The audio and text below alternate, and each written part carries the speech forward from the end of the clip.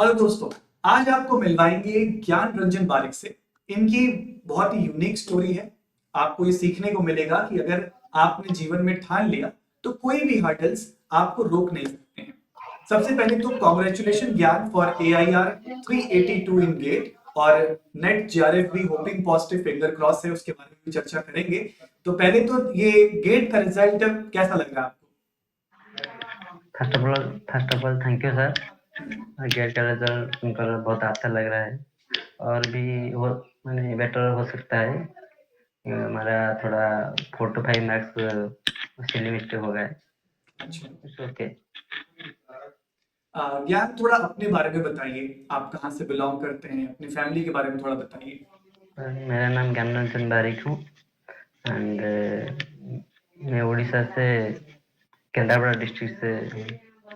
मेरा graduation SBM autonomous college Jagatsinghpur से है एंड मेरा MSc from Sambalpur university. Okay.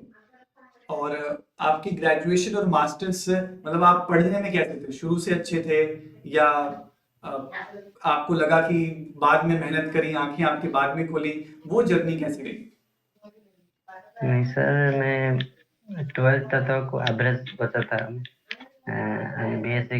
BSc में मेरा थोड़ा इंटरेस्ट जगा कि केमिस्ट्री प्रति एंड अच्छा। मैंने वहाँ से मैं हार्डवर्क करा एंड मेरा 9.32 CGPA रहा BSc में ओके। एंड मैं गोल्ड मेडलिस्ट हुआ।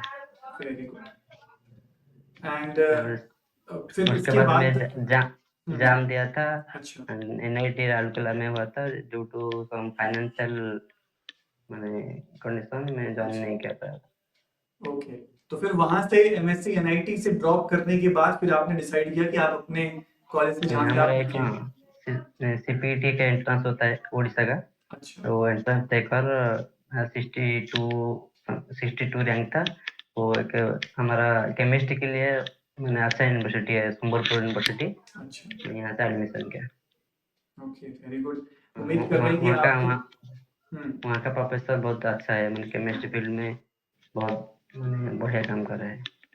चलिए, उम्मीद करते हैं कि आपके और भी जूनियर्स जो आपके होंगे वो आपको सुन रहे होंगे, तो उनको भी थोड़ा मोटिवेशन मिलेगा कि उस जगह से उठ के, और आपके अगर जहाँ से आप बिलोंग करते हैं, आपने बताया कि काफी आउटर एरिया है या वहाँ पे काफी गांव टाइप जी का जी। एरिया है, तो वो लोगों को भी कुछ मोटिवेशन आएगा।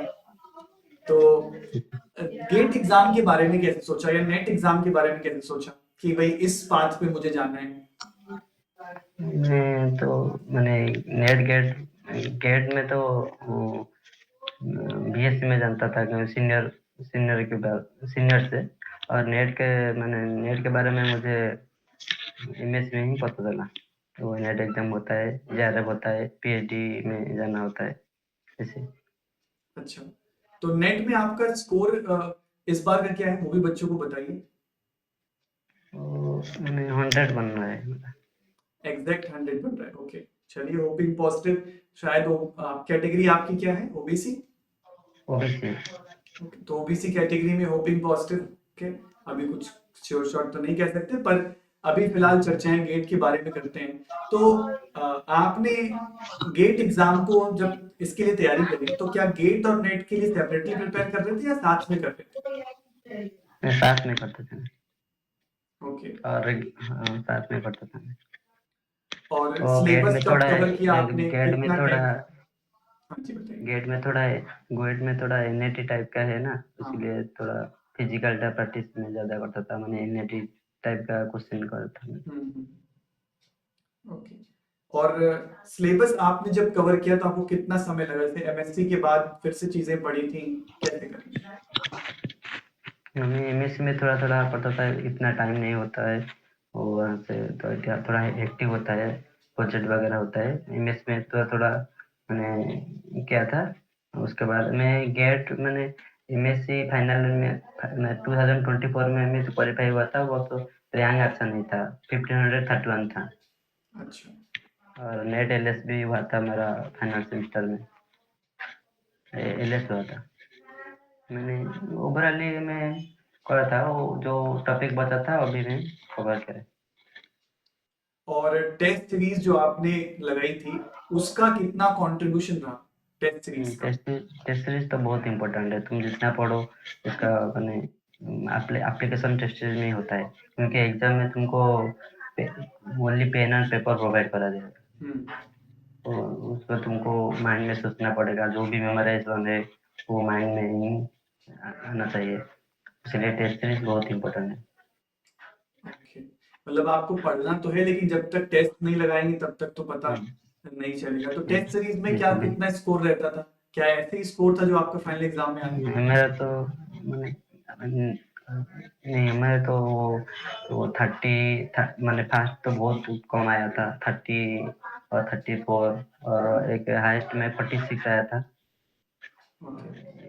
इसी तरह आया था। और यूट्यूब का कंट्रीब्यूशन, यूट्यूब को कैसे यूज करते थे आप? जैसे मैंने दिसंबर से भी बहुत सारे सेशंस लिए थे, क्या वो क्लासेस वगैरह अटेंड कर रहे थे आप? आपका जो जयरब एक्सप्रेस होता है ना, वो मैं क्लास करा था, वो जो अच्छा। क्वेश्चन प्रैक्टिस में करा था। ओके, तो कैसे तो पूरा जो लाइव अटेंड करते थे या पीडीएफ से करते थे कि मैं पीडीएफ भी अपलोड करवाता था? कैसे करते थे क्लास अटेंड? पीडीएफ से करता मैंने, टाइम नहीं होता तो लाइव उतना नहीं करता है, मोस्टली लाइव पीडीएफ से करता था। प्रेफर करते थे। हाँ, हाँ, लाइव में थोड़ा थोड़ा मैंने बहुत कम कर किया था मैं। अच्छा, ठीक। अ, अच्छा, ज्ञान आपको मान लो कि कोई आपका ग्रेजुएशन का स्टूडेंट है, आपका जूनियर है या एमएससी का जूनियर है, वो अभी सुन रहा है जी, और उसको भी अब तैयारी करनी है गेट और नेट एग्जाम की, और आप उसको क्या सजेस्ट करोगे कि कैसे वो आगे बढ़ सकता है? क्या हर्डल्स आएंगे, वो कैसे उसको क्रॉस करे? ग्रेजुएशन में तो मैं बोलूँगा थोड़ा बुक, मैंने जो ऑर्गेनिक का बेसिक बुक है क्लेटन, थोड़ा पढ़ना चाहिए, और फिजिकल का पुरुषोत्तम पठन है वो केएल कपूर, थोड़ा थोड़ा मैंने बुक बुक का आइडिया होना चाहिए। अब मान लो उसने उसके बुक बाद खोली क्लेटन और उसको कुछ समझ नहीं आ रहा, फिर क्या करे वो? नहीं नहीं, तो वो तो मैंने क्लास मैंने करने के बाद वो करना चाहिए, वो जो भी इंस्टीट्यूट से सब्सक्रिप्शन लिया है, क्या क्लास करने के बाद होना होना चाहिए। मेरी तरफ से तो बीएससी में ही सब्सक्रिप्शन लेना चाहिए, हम्म। तो मैं तो नहीं लिया था, अच्छा। For certain reason BSc subscription लिया तो अच्छा होगा फ्यूचर के लिए, नेट गेट के लिए। हम्म। वो नेट गेट के लिए इतने भी सिलेबस एक्सटेंड नहीं है, जस्ट 20 और 30% होता है, हम्म। एग्जाम के लिए तो मैंने पढ़ लिया तो गेट नेट में तो हो जाएगा, थोड़ा थोड़ा टॉपिक पढ़ के। अच्छा, तो यहाँ से आगे का क्या प्लान है ज्ञान?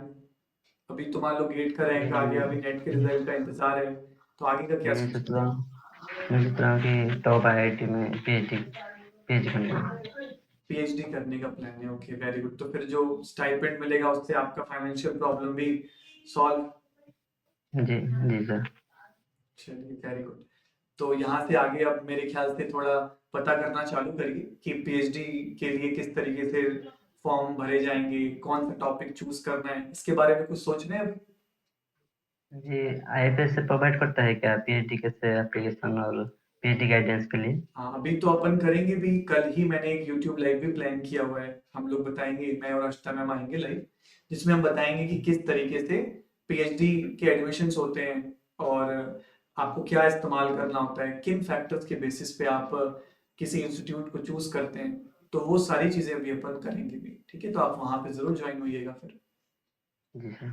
ठीक है, चलिए, बहुत बहुत कॉन्ग्रेचुलेशंस, क्योंकि आप जिस जगह से उठ के ये माइलस्टोन आपने अचीव किया वो बहुत ही मायने रखता है। और उम्मीद करते हैं कि थैंक जो यू भी जूनियर्स आपको सुन रहे होंगे वो बहुत सारे आप मोटिवेशन आपसे लेके जाएंगे। Thank you sir, thank you very much. चलिए, थैंक यू सो मच।